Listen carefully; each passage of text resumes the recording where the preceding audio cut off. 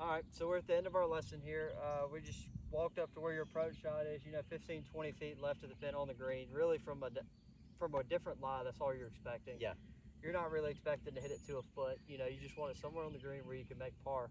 But just to kind of recap everything we've talked about today, all the way back to an opening tee shot, really just being precise, taking in the wind, the miss, kind of what you want to avoid. Obviously, you don't want to be in a bunker, so just knowing, how to avoid those by picking a good enough target where you don't really put yourself in a situation to hit it there.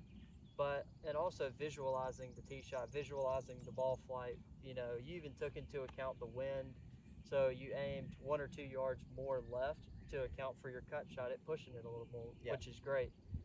So I think once you get on the tee, really slowing yourself down, like you talked about, taking deep breaths, picking a great target out in the distance in the trees where you don't have any bunkers or waters in your vision when you're trying to put a good swing on a good shot, Yeah. on a tough one.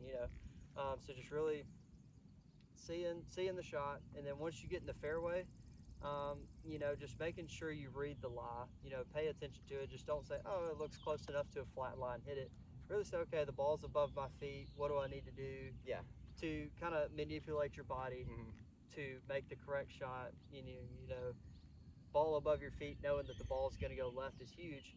And I think a good practice thing that you could do to kind of understand what different lies do to it is simply, honestly, just getting out on the course and throwing a ball down, ball above your feet, ball below your feet, Yeah. uphill, downhill, literally just to mess around and see what it does, because you never know what it's really going to do until you actually get Yeah. in the situation. You're not. I mean, you learn by watching stuff. I know we talked about that, but you really learn by doing it yourself. So I think a good thing for you is just to go out on the course, throw balls at different lies, and just kind of mess around with what they do, how it feels, Yeah. how it reacts. I think would be great. And then once something you could do on the range to work on visualization is to visualize yourself hitting different shots on different holes and basically making every ball have a purpose rather than just hit and rake. Yeah. Really sometimes even go through your whole pre-shot routine, commit to it, slow down instead of just banging balls. Make every shot have a purpose, visualize, and even play a hole if you want to. Make a fairway with the poles on the range, and even play a hole. Say I hit a driver, I should have about 108 or something. Then hit a 108-yard shot, just because that can help with creativity too. Making your brain think about what the course looks like, and that also helps with visualizing all the different elements, trees to the left, bunker left. You can even get creative, make your own course. It doesn't really matter. Yeah. Just something to keep your brain engaged. And you get out there and practice it would really be beneficial. Plus, especially with a player as good as you are, and an athlete, you get in there and you feel it out and you learn. But we talked about ball above your feet. I'd love to go over the other shots with you in a different lesson. Ball below your feet, uphill and downhill. There's so many different things you can do. Yep. But I would like to end it with just, do you have any questions for me? Anything you need clarification on? Anything you didn't quite understand when I was explaining it earlier? No, but I did, like you said, kind of like we were on our second, we're in the fairway. Obviously, it was a severe slope and it was kind of feet below you.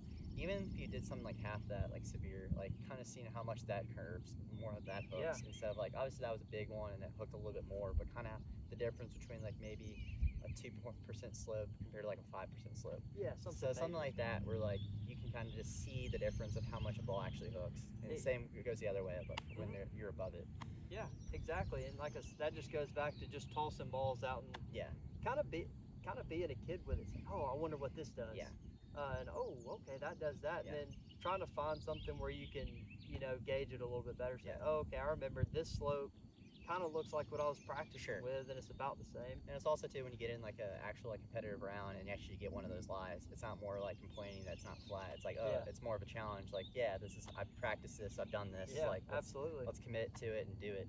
Yeah, and pull it off. Don't make it easy for yourself. Sometimes make it hard where the round seems easy. Yeah, exactly. But yeah, just work on the course, work on your visualization on the range, really work on the commitment of the shot, and just free swinging instead of trying to guide it out there.